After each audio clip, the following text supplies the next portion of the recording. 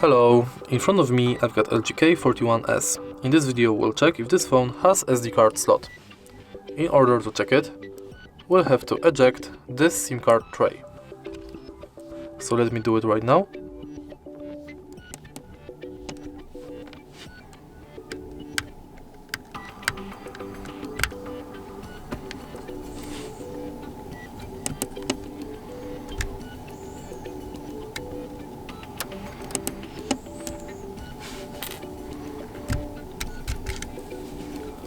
And as you can see right here, we've got 2 slots for SIM card and 1 for SD card.